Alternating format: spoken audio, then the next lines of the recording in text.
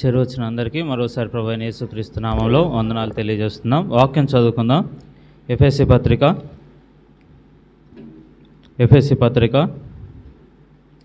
2వ అధ్యాయం. ఎఫెసీ పత్రిక 2వ అధ్యాయం 14వ వచనం నుండి చివరి వచనం వరకు చదువుకుందాం. ఆయన మన సమాధానమై ఉండి మీకును మాకును ఉండిన ద్వేషమును అనగా విధిరూపకమైన ఆజ్ఞలు గల ధర్మశాస్త్రమును తన శరీరమందు కొట్టివేయుట చేత మధ్యగోడను పడగొట్టి మన ఉభయులను ఏకము చేసెను.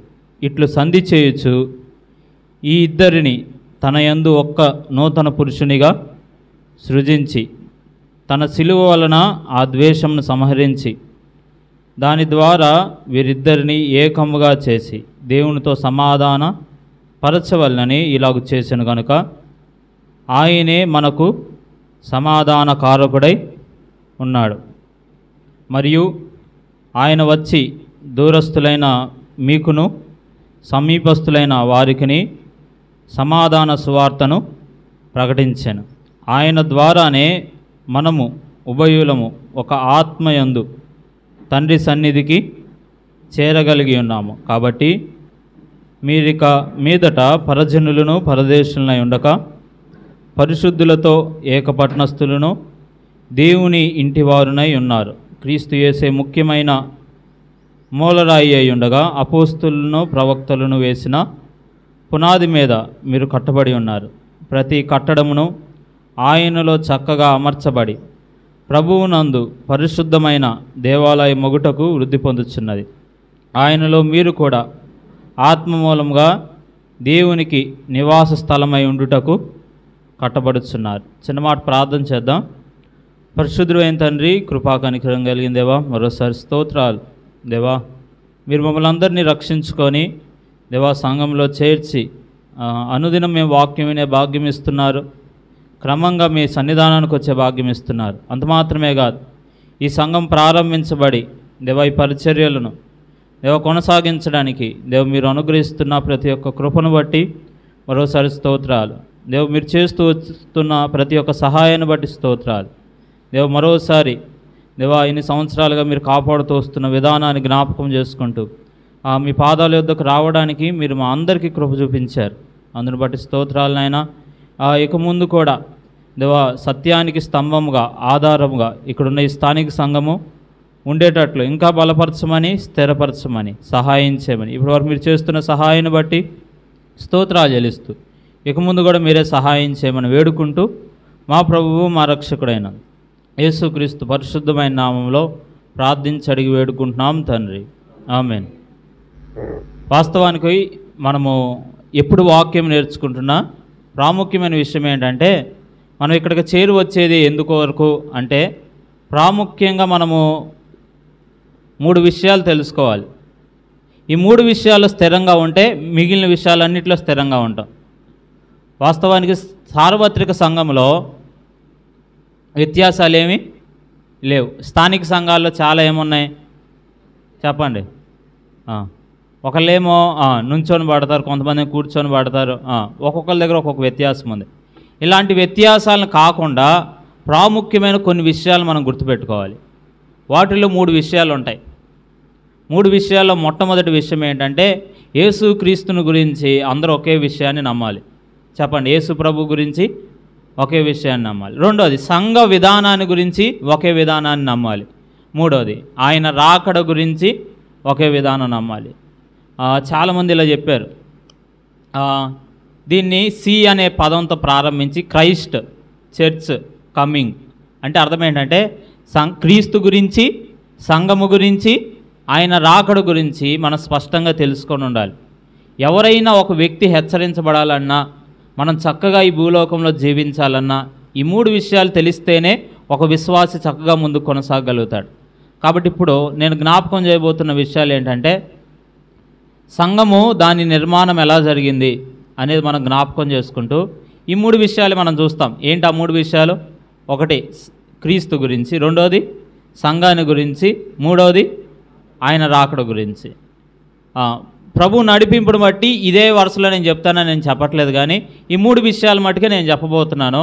కాబట్టి జాగ్రత్తగా విందాము.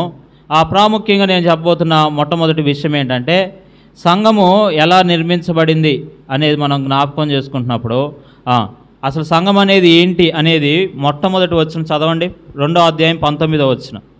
2వ అధ్యాయం 19. కాబట్టి మీరిక మీదట పరజనులను పరదేశులనై ఉండక పరిశుద్ధులతో ఏకపట్నస్థులను దేవుని ఇంటి వారునై ఉన్నారు. అసలు సంఘం అంటే ఏంటి అంటే, అది దేవుని ఇల్లు. అంటే ఇప్పుడు దేవుని ఇల్లు అనగానే ఇంట్లో ఎవరు ఉంటారు చెప్పండి? దేవుని కుటుంబము. అంటే కుటుంబం మాత్రమే ఇంట్లో ఉంటుంది.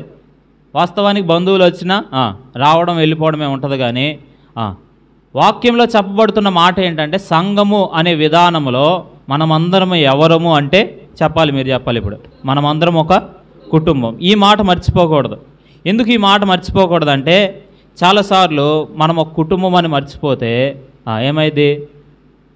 వాస్తవానికి మనం ఉంటున్న ప్రాంతంలో, అంటే ఎలా చెప్పండి, మనం ఉంటున్న కుటుంబాలలో చాలా వ్యత్యాసాలు ఉంటాయి.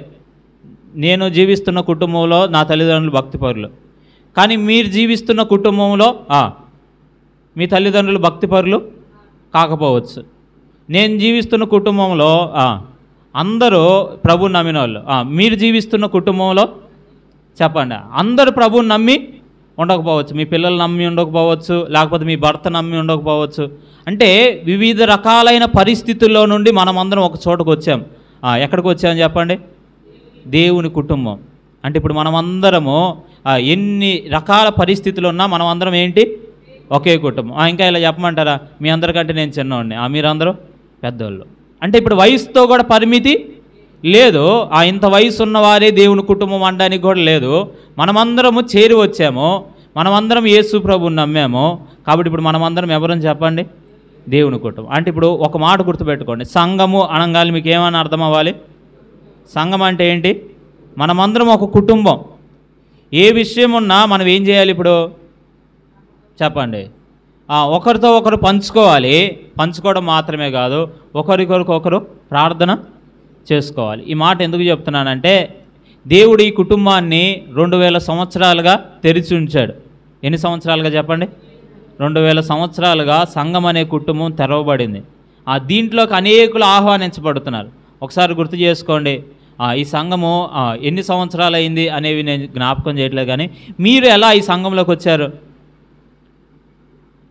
ఏదో ఒక పరిస్థితి, లేకపోతే ఏదో ఒక వ్యక్తి మీకు సువార్త చెప్పడం ద్వారా, లేకపోతే ఏదో ఒక సమస్య వచ్చినప్పుడు ప్రభు దగ్గరికి వస్తే ప్రభు ఏం చేశాడు? సహాయం చేశాడు. ఆ తర్వాత మీరేం తెలుసుకున్నారు? యేసు ప్రభు అంటే ఎవరు? ఆయన పాపాలు క్షమించగలడు అని తెలుసుకున్నారు. ఇప్పుడు నేను చెప్తున్నాను, అలా మీరు ఈ కుటుంబంలోనికి ఆహ్వానించబడ్డారు. కాబట్టి ఇప్పుడు నేనేమంటానంటే, ప్రతి ఒక్కరూ ఈ కుటుంబంలోకి ఆహ్వానించబడడానికి ఏదో ఒక పరిస్థితి ఉందా లేదా? ఏదో ఒక వ్యక్తి కారణమై ఉంటాడా ఉండడా? ఖచ్చితంగా ఉంటాడు. కానీ ఈ గ్రామంలో ఈ సంఘాన్ని దేవుడు ఎందుకు తెరిచాడంటే, ఇప్పుడు మీరు ఆకర్షించబడ్డారు. ఇప్పుడు నా ప్రశ్న ఏంటంటే, మిమ్మల్ని ఎవరో ఒకటి పిలిచారు, మీరు వచ్చారు. మరి మీరు ఎవరిని పిలిచారు? ఇది దేవుని కుటుంబం. ఇంకా ఏమైంది చెప్పండి? ద్వారాలు తెరవబడే ఉన్నాయి, ఇంకా మూయబడలా. మూయబడితే మనం అందరం ఉండం. మనం అందరం ఏమైపోతాం? ఎత్తబడతాం, ప్రభువుతో ఉండబోతున్నాం. కాబట్టి ఇప్పుడు మీ బాధ్యత ఏంటి? మీరు ఎంతమందికి ఇది దేవుని కుటుంబం, దీంట్లో ఏమి లేవు, వ్యత్యాసాలు లేవు, దీంట్లో వయసుతో సంబంధం లేదు, పరిస్థితులతో సంబంధం లేదు, ఎవరు వచ్చినా దేవుడే వారిని లోపలికి చేర్చుకుంటాడో దీంట్లో ప్రేమ ఉంది అని మీరు ఎంతమంది ప్రభు దగ్గరికి ఆకర్షించారు? మనల్ని ఎవరో ఒకళ్ళు ఆకర్షిస్తేనేగా మనం ఇక్కడికి వచ్చింది. ఇప్పుడు నా ప్రశ్న ఏంటంటే, మనమందరం కుటుంబం, ఇది తెరవబడిన కుటుంబం, ఎవరైనా ఈ కుటుంబంలోనికి రావచ్చు. కానీ మనం ఎంతమందిని ఆహ్వానించాం రావచ్చు అని? ఇది మనం అర్థం చేసుకోవాలి.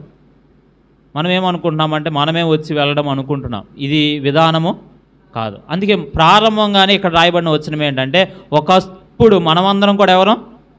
దూరస్తులమే. అర్థమవుతుందా? కానీ ఇప్పుడు సమీపస్తులం అయిపోయామా లేదా? ఒక కుటుంబం అయ్యామా లేదా? ఇప్పుడు ఆయన తండ్రి అని పిలవగలుగుతున్నామా లేదా? కాబట్టి ఇంత భాగ్యం దొరికినప్పుడు మనం కూడా ఏం చేయాలి చెప్పండి? దీనిలో ఉన్న ప్రేమ ఏంటో, మాధుర్యం ఏంటో మన జీవితాల ద్వారా చూపిస్తూ అనేకులను ఇక్కడికి తీసుకురావాలి. ఇంకొక మాట చెప్తాను, సంఘం అంటే ఏంటి అనేది నేను చెప్తున్నాను. ఏంటంటే సంఘం అనేది ఏంటి అంటే యాజక రూపమైన రాజ్యం. చెప్పండి, అందరూ చెప్పండి. పేతురు మొదటి పత్రిక 2వ అధ్యాయం 9వ వచనంలో ఇలా రాయబడింది, మీరు చీకటిలో నుండి, అందరికి తెలిసిన మాట, ఆశ్చర్యకరమైన తన వెలుగులోనికి మిమ్మల్ని పిలిచిన వాని గుణాతిశయములను ప్రచురము చేయు నిమిత్తము ఏర్పరచబడిన వంశమును, రాజులైన యాజక సమూహమును, పరిశుద్ధ జనమును, దేవుని సొత్తైన ప్రజలనై ఉన్నారు. వాస్తవంగా అక్కడ రాయబడిన మాట రాజులైన యాజక సమూహం. వాస్తవానికి ఈ బిరుదు దేవుడు ముందు ఎవరికి ఇవ్వాలనుకున్నాడంటే ఇశ్రాయేలుకి ఇవ్వాలనుకున్నాడు. నిర్గమాకాండం 19వ అధ్యాయం 5-6 వచనాల్లో మొత్తం చదవట్లేదు, కానీ అక్కడ చూడండి ఏమని రాశాడు. వచనమంతా చదివితే మీకు అర్థమైంది. కాగా మీరు నా మాట శ్రద్ధగా విని నా నిబంధనను అనుసరించి నడిచిన యెడల మీరు సమస్త దేశ జనులలో నాకు స్వకీయ సాంపాద్యమగుదురు. భూమి సమస్త భూమియు నాదే కదా. మీరు నాకు యాజక రూపమైన రాజ్యముగాను పరిశుద్ధమైన జనముగాను ఉందురని చెప్పుము. నీవు ఇశ్రాయేలుతో పలకవలసిన మాట ఇవే అని చెప్పగా. ఇప్పుడు చెప్పండి, అక్కడ ఒక మాట రాశాను, ఏంటి చెప్పండి? యాజక రూపమైన. కానీ ఇశ్రాయేలీయుల అధ్యాయంలోనే తప్పిపోయారు కాబట్టి వాళ్ళు యాజక రూపమైన రాజ్యం కాలేదు. యాజక రూపమైన రాజ్యం అంటే యాజకత్వం ఒకటే చేయాలి, రాజరికం ఒకటే చేయాలి. పాత నిబంధనలు ఎక్కడైనా చూడగలమా? అలాంటిది జరగల. సౌలే కాదు, చాలామంది రాజులు ఇలా ప్రయత్నం చేశారు. మేము కూడా బలి అర్పిస్తాము, యాజకత్వం చేస్తామని ప్రయత్నం చేసినప్పుడు దేవుడు ఏం చేశాడు? వారిని శిక్ష చేశాడా లేదా? ఇప్పుడు నేనేమంటానంటే పాత నిబంధనలో యాజకుడే రాజు కాలేడు. ఇప్పుడు చెప్పండి, రాజే కానీ యాజకుడు కాలేడు. కానీ ఇప్పుడు చెప్పండి, మనమందరం ఎవరు? రాజులైన యాజక సమూహం. అంటే ఇశ్రాయేలీయులు పొందలేనిది మనకు రావడానికి గల కారణం ఏంటి? అసలు రాజులైన యాజక సమూహము, దీనిని లోకంలో సంఘాన్ని రాజులైన యాజక సమూహం అనడానికి గల కారణం ఏంటంటే, ఇప్పుడు మీకు ఒకటి చెప్పమంటారా? మనం ఏమైనా కనిపెట్టామనుకోండి, దానికి డూప్లికేట్ ఈజీగా వచ్చిద్దా రాదా? ఈజీగా వస్తుంది. ఇప్పుడు దుష్టుడు కూడా ఈ రాజులైన యాజక సమూహానికి డూప్లికేట్ చేయడానికి ప్రయత్నం చేశాడు. యాజకత్వం అనేది ఉంది కదా, దేవుణ్ణి ఆరాధించే విధానం అనేది ఉంది. యాజకత్వం దేనికోసం? దేవుణ్ణి ఆరాధించడానికి. ఆ యాజకత్వాన్ని దుష్టుడు ఏం చేశాడు? డూప్లికేట్ చేశాడు. దేంతో తెలుసా? మతము. చెప్పండి ఏంటి? మరలా చెబుతున్నాను, క్రైస్తవ్యం అనేది మతం కాదు. ఈ మాట మీరు హృదయంలో చాలా జాగ్రత్తగా గుర్తుపెట్టుకోండి. యేసు ప్రభు కూడా దీన్ని ఎక్కడ ప్రస్తావించలా, నేను మతాన్ని స్థాపించడానికి వచ్చానని. ఆయన ఇలా అన్నాడు, నేనే మార్గము, సత్యము, జీవము. ఈ మాట మనకు అర్థమవుతున్నప్పుడు ఆయనలో జీవం ఉంది, ఆయనే సత్యము, ఆయనలోనే సరైన మార్గం. కాబట్టి ఇప్పుడు ఆయన లేకపోతే ఇది లేదు. కానీ ఇప్పుడు దుష్టుడు ఏం ప్రవేశపెట్టాడు లోకంలోకి? మతాన్ని ప్రవేశపెట్టాడు. ఇప్పుడు రాజరికానికి బదులు, ఇప్పుడు చెప్పండి, మనమందరము రాజులము అనే విధానానికి బదులు ఇంకొకటి ప్రవేశపెట్టాడు. ఏంటి చెప్పమంటారా? రాజకీయం. ఈ రెండు ఉండకూడదు. ఎక్కడ చెప్పండి? సంఘంలో రాజకీయం ఉండకూడదు. రెండోది, సంఘంలో మతం అనే విధానం ఉండకూడదు. ఈ రెండు ఎందుకు ఉండకూడదు అంటే, ఈ రెండు ఎవరు ప్రవేశపెట్టినాయి? దుష్టుడు ప్రవేశపెట్టాడు. వాస్తవంగా మీకు ఒక్క మాట చెప్తాను వినండి. యేసు ప్రభువుని దుష్టుడు శోధించేటప్పుడు ఇలా అడిగాడు. ఏమన్నాడు? నువ్వు నాకు మొక్కితే ఈ లోక రాజ్యాలన్నీ నీకు ఇచ్చేస్తానన్నాడు. ఈ లోక రాజ్యాలన్నిటిపై నీకు అధికారం ఇస్తానన్నాడు. అసలు యేసు ప్రభు వచ్చింది ఈ లోక రాజ్యాలపై అధికారం చేయడానికి కాదు. ఏం స్థాపించడానికి వచ్చాడు? యాజక రూపమైన రాజ్యాన్ని స్థాపించడానికి వచ్చాడు. అంటే ఇప్పుడు దుష్టుడు ఏమంటున్నాడంటే, ఒక మతాన్ని నీకు ఇస్తాను, ఇంకోటి చెప్పండి, ఒక రాజకీయ వ్యవస్థను నీకు ఇస్తాను, దీంతో నువ్వేమైనా చేసుకో, లోకాధికారం మొత్తం నువ్వే తీసుకో అంటున్నాడు. కానీ యేసు ప్రభు వచ్చింది దాని కొరకు కాదు, దానికంటే ఉన్నతమైన పిలుపులోనికి అనేకులను నడిపించడానికి. అందుకే సంఘము అంటే ఏంటంటే యాజక రూపమైన రాజ్యం. దీంట్లో మనం యాజకులము, మనము రాజులం. యాజకుడు ఏం చేస్తాడు చెప్పండి? యాజకుడు ఏం చేస్తాడు? ఆయనను ఆరాధిస్తాడు. రాజుగా మనం ఏం చేయొచ్చు అంటే అధికారం చేయొచ్చు. యేసుక్రీస్తు నామములో ఉన్న అధికారాన్ని బట్టి మనం ప్రార్థన చేయొచ్చా లేదా? చేయొచ్చు. ప్రభు సహాయం చేస్తాడా చేయడా?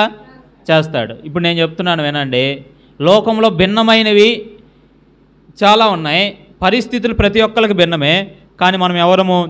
రాజులైన యాజక సమూహము. మన ప్రభువు గురించి మనం అర్థం చేసుకొని ఆయన ఆరాధించగలము, ప్రభువు గురించి అర్థం చేసుకొని ఆయనకు ప్రార్థించగలము, ఆ కార్యాలు చూడగలం. ఇప్పుడు ఏలియా చేసింది అదే. ఏలియా నేను ఎవని సన్నిధిని నిలవబడి ఉన్నాను అంటే, ఏలియా ఎవరి సన్నిధిలో నిలబడ్డాడు ఏలియాకి తెలుసు. తెలిసి ప్రార్థన చేశాడు. యాకోబు పత్రికలు ఏమన్నాడంటే ప్రార్థన చేశాడు. 3.5 సంవత్సరాలు ఏమవలా? వర్షం పడలా. మరలా ఏలియాని ప్రార్థన చేశాడు. 3.5 సంవత్సరాల తర్వాత ఏమైంది? ఇప్పుడు చెప్పండి, అధికారం ఉందంటారా లేదంటారా? ఉందా లేదా? కానీ చాలాసార్లు మనం ఇది గ్రహించట్లా. మనమందరం ఎవరు అనేది మనం గ్రహించట్లా. మనకు కూడా ఎక్కువ ఏం కావాలంటే రాజకీయం, పలుకుబడి కావాలి. రెండోది చెప్పండి, ఒక మత పద్ధతులు కావాలి. పద్ధతులు అనే విధానాన్ని నుండి బయటికి రండి. మన జీవితాల్లో ఆయన ఇచ్చింది ఏంటి? యాజక రూపమైన రాజ్యముగా మనల్ని అందరినీ స్థిరపరుస్తున్నాడు. అంటే ఒక కుటుంబము, ఈ కుటుంబం ఎలాంటిదంటే రాజులైన యాజకులం. కాబట్టి ఇప్పుడు మనం చేసే ప్రార్థనలో ఎవరు కూడా ఆపలేరు. ఆపగలరా? ఆపగలరా అంటారా? ఆపలేరు అంటారా? కానీ ఇప్పుడు లోకమంతా, భారతదేశం అంతా ఎక్కువ ఏమనుకుంటుందంటే ఒక మతాన్ని, ఒక రాజకీయాన్ని మొత్తం ఒకే చోట పెడితే ఇక మనకి తిరుగు లేదనుకుంటుంది. కుదిరిద్దా? కుదరదు. ఎందుకంటే మతము కంటే చెప్పండి, రాజకీయము కంటే ఉన్నతమైన పిలుపు ఎవరిదంటే సంఘములో చేర్చబడిన రాజులైన యాజక సమూహంగా చేయబడిన మనదే. వాస్తవానికి ఇది మనం గ్రహించట్లేదు కాబట్టి మన పిలుపు ఏంటో మనకి అర్థం కావట్లే. అర్థమవుతుందా? ఇప్పుడు చెప్పండి, ఎవరికి లేనంత గొప్ప భాగ్యం ఇప్పుడు ఎవరికి ఉంది? సంఘం అనే విధానంలోనికి చేర్చబడిన మన అందరి జీవితాల్లో ఉంది. దీనికోసం వెలబెట్టి కొనింది ఎవరు? దేవుడు తన స్వరక్తం ఇచ్చి సంపాదించిన తన సంఘం ఇది. ఆయన సంఘాన్ని ఆయనే నిర్మించాడు. కాబట్టి దీన్ని నాశనం చేయడం ఎవరికి కుదరదు. కానీ మనమే ఏం చేయట్లేదంటే ఆ ఉన్నతమైన పిలుపుని తెలుసుకొని ధైర్యంగా ప్రతి పరిస్థితిలో ప్రభు మీద ఆధారపడడం అనేది మనం ఏం చేయాలి? ఇంకా నేర్చుకోవాలి. వాక్యం దగ్గరికి వచ్చేటప్పుడు మనకు అర్థమైంది. ఈ మాట దగ్గర నేను ఆగట్లేదు. కానీ ఇప్పుడు ఎన్ని మాటలు చెప్పాం? సంఘం అంటే మనమందరం ఒక కుటుంబం. ఈ కుటుంబంలోకి అందరికీ ఆహ్వానం ఉంది కాబట్టి ఆహ్వానించండి. అంత మాత్రమే కాదు, సంఘం అంటే యాజక రూపమైన రాజ్యం. ఈ పిలుపు కంటే మరి ఏ పిలుపు కూడా గొప్పది కాదు. యేసు ప్రభువే అంగీకరించలా. ఏమన్నాడు? లోకరాజ్యాలన్నీ ఇచ్చేస్తానంటే తీసుకున్నాడా? లేదు. ఎందుకంటే ఆయనకు దానికంటే గొప్ప రాజ్యం ఉంది. ఏంటి? యాజక రూపమైన రాజ్యము. ఇది ఆయన నామములో ఏది అడిగినా అనుగ్రహించబడుతుంది. పేతురు యోహానులు వెళ్తున్నారు దేవాలయానికి. అక్కడ భిక్షం అడిగే ఒక ఆయన ఇలా అడిగాడు, అయ్యా నాకేమైనా ఉంటే ఏంటని. వాళ్ళు ఆగారు. ఆగంగానే ఆ వ్యక్తి కూడా, కూర్చున్నాడు కూడా ఏదైనా దొరికిద్దేమో అని చూశాడు. అప్పుడు పేతురు యోహానులు ఏమన్నారు? మా దగ్గర వెండి బంగారములు లేవు, కానీ మాకు కలిగి ఉన్నదే నీకు ఇస్తున్నామని చెప్పి యేసుక్రీస్తు నామములో లేచి నడవమన్నాడు. నడిచాడా? నడవలేదా? ఇప్పుడు చెప్పండి. మన దగ్గర ఉన్న నామము, మన దగ్గర ఉన్న శక్తి అది యేసుక్రీస్తుని బట్టి కలిగింది. కాబట్టి ఇది మనుషుల ద్వారా అసాధ్యమే కానీ దేవుని ద్వారానే సాధ్యం. కాబట్టి ఆయన మనతో ఉన్నాడు. ఈ మాట గుర్తుపెట్టుకోండి. ఈ విధానంలోనే ప్రతిరోజు నడవండి. ఈ విధానంలోనే ప్రతిరోజు ప్రార్థన చేయండి. ప్రతి కార్యాన్ని మనం ఏం చేయగలుగుతాం? అధిగమించి ముందుకి కొనసాగలుగుతాం. మరలా చెప్తున్నా, యేసు ప్రభువుని నమ్మితే శ్రమలు ఉండవా? ఉంటాయి. లోకంలో వాళ్ళకి శ్రమలు ఉంటాయి, మనకు కూడా శ్రమలు ఉంటాయి. లోకంలో ఇబ్బంది పడుతున్నారు, మనం కూడా ఇబ్బంది పడుతున్నాం. కానీ వాక్యంలో ఈ మాట రాయబడింది. ఏమన్నాడంటే శ్రమలో నేను అతనికి తోడై ఉండేదని అన్నాడు. ఇప్పుడు చెప్పండి, మనతో కూడా ఉండి మన ప్రభు మనల్ని ఏం చేయగలడో? నడిపించగలడో, సరైన నడిపింపు ఇవ్వగలడో, అవసరమైన ప్రతి చోట ఆశ్చర్యకరమైన కార్యాన్ని జరిగించగలడు. ఇప్పుడు చెప్పండి, ఇంకా దారి లేదు అంటే ఏం చేస్తాడు? దారి కలిగిస్తాడు. ఇశ్రాయేలుకి అయ్యా ఇంతవరకు మేము నడిచి వచ్చాం, ఇంకా దారి లేదు, ఎదురు ఎర్ర సముద్రం, వెనక సైన్యం, చుట్టూ అరణ్యం, ఏం చేయమంటావు? అంటే ఊరక నిలిచుండి. ఇప్పుడు నేనేమంటానంటే ప్రభువుతో నడిచి వెళ్తున్నప్పుడు దారి ఏం కనపడకపోతే ప్రభువా ఇంకా నువ్వే నడిపించంటే ఏం చేస్తాడు? నడిపించాడా? నడిపించలేదా? ఎర్ర సముద్రం గుండా నడిపించాడు. కాబట్టి నేనేమంటానంటే సంఘము అనే విధానాన్ని, సంఘము అనే విషయాన్ని దేవుడే మనకు అందరికీ అప్పగించాడు. దాంట్లో మనల్ని కూడా భాగముగా ఉంచాడు. మనమందరం యాజక రూపమైన రాజ్యంగా చేయబడ్డాం. కాబట్టి ధైర్యంగా ఎవరి మీద ఆనుకొని వెళ్ళాలి? మనం ప్రభు మీద ఆనుకొని ముందుకి కొనసాగాలి. ఇంకొక మాట నేను జ్ఞాపకం చేస్తాను. సంఘానికి అసలు పునాది ఏంటి? సంఘానికి పునాది ఏంటి? మళ్ళీ చెప్తున్నాను, ఈ 4 గోడలకు ఖచ్చితంగా పునాది ఉండాలా? ఉండొద్దా? ఉండాలి. అలానే సంఘానికి పునాది ఏంటి అంటే అక్కడే మరలా తర్వాత వచ్చినాం. ఎఫెసీ పత్రిక 2వ అధ్యాయం 20వ వచనంలో రాయబడింది, క్రీస్తు యేసే ముఖ్యమైన మూలరాయి అయి ఉండగా అపోస్తులను ప్రవక్తలను వేసిన పునాది మీద మీరు కట్టబడి ఉన్నారు. ఇది నేను ఎక్కువగా మీకు కన్ఫ్యూజ్ చేసి చెప్పను, డైరెక్ట్గా చెప్తున్నాను వినండి. అపోస్తులు ప్రవక్తలు వేసిన పునాది ఏంటి? ఆ పునాది ఏదైతే యేసుక్రీస్తు అపోస్తులకు నేర్పించాడో అదే పునాది వారు వేశారు. అంటే ఇప్పుడు చెప్పండి, యేసు ప్రభు ఏ పునాది వేశారో అపోస్తులు కూడా అదే పునాది వేశారు. ఇప్పుడు చెప్పండి, తరము వెంబడి తరం కూడా ఏ పునాది వేయాలి? ఇప్పుడు వాళ్ళు వేసిన పునాది. అందుకే క్రీస్తు యేసే ముఖ్యమైన మూలరాయి. ఎందుకు యేసు ప్రభువే పునాది అని చెప్పలేదు? ఇక్కడ ఇంకొక చోట చెప్పాడు, క్రీస్తు యేసే మన పునాది అని ఇంకొక భాగంలో చెప్పాడు. కానీ ఇక్కడ అలా ఎందుకు వాడలేదంటే ఇప్పుడు చెప్పండి, సంఘానికి పునాది ఎవరు అంటే సత్యాన్ని కాపాడే మనమే. చెప్పండి, ఎవరు? సత్యాన్ని కాపాడే మనమే. ఇప్పుడు చెప్పండి, క్రీస్తు యేసు పునాది. ఆ సత్యాన్ని కాపాడుతూ వస్తున్న అపోస్తులు ప్రవక్తలు ఏమయ్యారు? పునాది అయ్యారు. ఇప్పుడు మన స్థానిక సంఘాలలో ఆ సత్యాన్ని కాపాడవలసిన బాధ్యత ఎవరిది? మనదే. ఒక మాటలో చెప్పాలంటే అపోస్తులు ప్రవక్తలు వేసిన పునాది ఎక్కడ రాయబడిందంటే బైబిల్ గ్రంథంలో రాయబడింది. ఇప్పుడు చెప్పండి, మనకు ఆధారం ఏంటి? ఇంకా డైరెక్ట్గా చెప్పాలంటే మన పునాది దేవుని వాక్యమే. ఈ 2 మాటలు గుర్తుపెట్టుకోండి. మన పునాది ప్రభు అయిన యేసుక్రీస్తే. ఆయన గురించి మనం గ్రహించాలంటే మన పునాది దేవుని వాక్యం. ఇప్పుడు చెప్పండి, దేవుని వాక్యానికి విరోధంగా మనము ఏం చేయలేం. ఇప్పుడు నేను అడిగే ప్రశ్న ఏంటంటే ఎంతమంది వాక్యం చదువుతున్నారు? చెప్పండి, ఎంతమంది మీలో వాక్యం చదువుతున్నారు? ప్రతిరోజు వాక్యం చదవాలి. మంచిది, చాలా చక్కగా చదవాలి. ఎందుకంటే చదువుతూ ఉండే కొద్దీ మనం యేసు ప్రభువుని నమ్మాం కాబట్టి దేవుని ఆత్మ మనతో ఏం చేస్తాడు? మాట్లాడతాడు. అర్థమవుతుందా? ఎందుకు వాక్యాన్ని చదవాలంటే బోధలు ఉన్నాయి, కానీ కొన్ని బోధలు 2 రకాల బోధలు ఉన్నాయి. ఏంటంటే బైబిల్ గ్రంథం చెప్తుంది ఏంటంటే, ఒకటి సుబోధ, అంటే మంచి బోధ, అంటే ఇందాక చెప్పిన యేసుక్రీస్తు కానీ అపోస్తులు ప్రవక్తలు కానీ వేసిన పునాది. ఇంకొక బోధ ఏంటి? దుర్బోధ. ఇప్పుడు మనం దుర్బోధ ఏంటో మంచి బోధ ఏంటో తెలియాలంటే ఏం చేయాలి? వాక్యం చదవాలి. చదవకపోతే ఇప్పుడు మీరు ఏదో ఒక వస్తువును కొన్నారనుకోండి, అది ఎలా వాడాలో తెలియలా, ఏం చేయాలి చెప్పండి?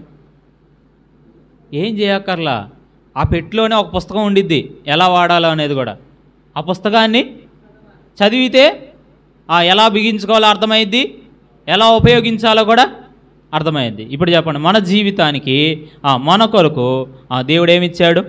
వాక్యాన్ని ఇచ్చాడు. ఇప్పుడు చెప్పండి, సమస్య అంతా ఏంటంటే దీన్ని చదవకే, దీన్ని చదివితే సుబోధ ఏంటో దుర్బోధ ఏంటో మనకు అర్థమైద్ది. దుర్బోధ విషయాల్లో చాలా పేర్లు ఉన్నాయి. దుర్బోధకు వరుసగా నేను పేర్లు ఒకసారి చదువుతాను, ఎందుకంటే ఏ బోధనైనా మీరు నమ్మారనుకో సమస్య. నేను చెప్పకుండా వెళ్ళిపోయాను, దుర్బోధ అన్నాను, మీరు వాక్యం అంతా చదివేలోపు ఏదో ఒక బోధకే మీరు అతుక్కుపోయారు అనుకోండి, ఇబ్బంది అయ్యేది కదా. పేర్లు మాత్రమే చదువుతాను, ఎక్కువ చెప్పను. చూడండి, మొట్టమొదటి పేరు ఏంటి?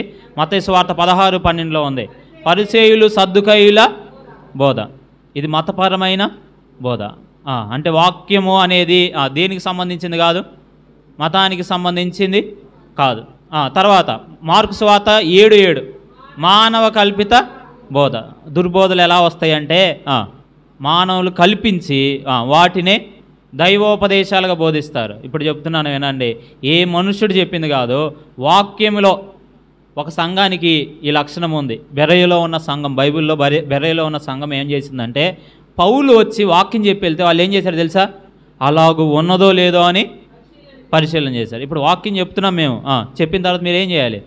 అలాగుందా లేదా అని మీరేం చేయాలి? పరిశీలన చేయాలా. ఎవరు ఏ బోధ పడితే ఆ బోధను మీరేం చేయకూడదు. ఇప్పుడు చెప్పండి, ఇంతకుముందు నేను చాలా సంతోషించా. 24 గంటలు బైబిల్ మొట్టమొదటి శుభవార్త వచ్చినప్పుడు ఏమనుకున్నానంటే, శుభవార్త ఛానల్ వచ్చిందా లేదా? ఇప్పుడు చాలా ఛానళ్ళు వచ్చినాయి. 24 గంటలు వాక్యం అంటే ఎట్లా ఉంటుంది, చాలా ఎక్కువ నేర్చుకోవచ్చు అనుకున్నా. లాస్ట్కి అర్థమైంది ఏంటో చెప్పమంటారా? 24 గంటలు అరగంట కూడా సుబోధ రావట్లా, అన్నీ దుర్బోధలే. ఇప్పుడు చెప్పండి, 24 గంటల్లో నువ్వు ఎప్పుడు టీవీ పెట్టినా ఏం కనపడిద్ది? దుర్బోధ కనపడిద్ది. అది వింటావు. వాళ్ళు ఇలా చెబుతారు, మా దగ్గర ఒక 1000 మంది ఉన్నారు. 1000 మంది ఉన్నారు అనగానే మా దగ్గర 100 మందేగా అంటే మా పాస్టర్ గారి దగ్గర ఏం లేదు, బలం లేదు అనుకుంటున్నారు చాలామంది.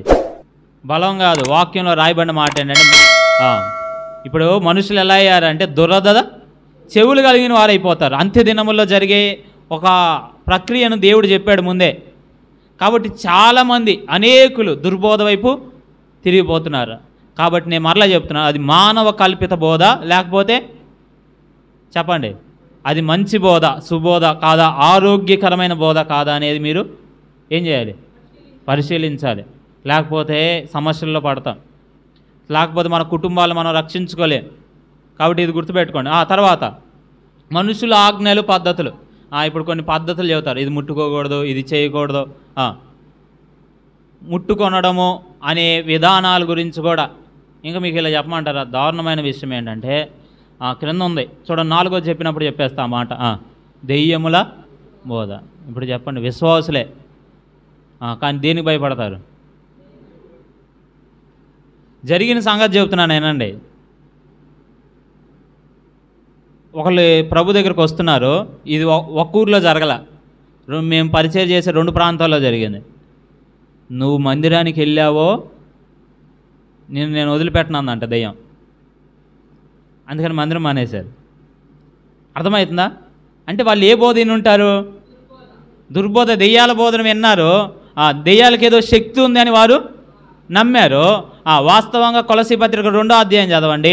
యేసుక్రీస్తు శిలువ మరణము ఏం చేసింది చెప్పండి? అపవాదిని వాని దూతలను నిరాయుధులుగా చేసింది. అంటే ఇప్పుడు చెప్పండి, ఒక శత్రువు మనతో పోరాడేటప్పుడు ఏముండాలి? మనల్ని జయించాలంటే ఆయుధాలు ఉండాలి. వాడి దగ్గర ఏమి లేవు, ఆయుధాలు లేవు. వాడిని ఈడ్చుకొని వచ్చేసాడు ప్రభువు, వాడిని మన పాదాల దగ్గర పడేశాడు. ఇప్పుడు అలాంటి దెయ్యాన్ని చూసి భయపడాల్సిన అవసరం ఉందా? మళ్ళీ దీనికి ఒక పెద్ద బోధ ఉంది. దెయ్యాల్లో రకాలు ఉన్నాయి, దాంట్లో ఇంకో కొద్దిగా శక్తివంతం ఉంది. ఏమి లేదు. వాక్యంలో చెప్పాడు, యేసుక్రీస్తు నామంలో మనం ప్రకటిస్తే, మనం మాట్లాడితే, మనం ప్రార్థన చేస్తే ఏమవుతాడు? ఇప్పుడు చెప్పండి, దెయ్యాల బోధన ఎక్కువగా మాట్లాడి భయపెట్టే వాళ్ళు కూడా ఉన్నారు. కాబట్టి ఎవరికి భయపడాల్సిన అవసరం లేదు. నీ గురించి ఏదో చేశారన్న భయపడవలసిన అవసరం లేదు. ఎందుకంటే ఎందుకు చెప్పండి, ఇప్పుడు మనలో ఉన్నవాడు లోకములో ఉన్నవారి కంటే అపవిత్రాత్మ కాదు, మనలో ఉన్న వ్యక్తి ఎవరంటే పరిశుద్ధాత్మ. బయట ఉన్నాడు అపవిత్రుడు, అపవిత్రమైన ఆత్మ. మనలో ఉన్నవాడు పరిశుద్ధాత్మ. మీలో ఉన్నవాడు లోకంలో ఉన్నవాడి కంటే గొప్పవాడు, శక్తివంతుడు. కాబట్టి ఇది మీరు జ్ఞాపకం ఉంచుకోండి. యేసు ప్రభువుని నమ్మారంటే మీలో ఎవరున్నారు? దేవుని ఆత్మ ఉన్నాడు.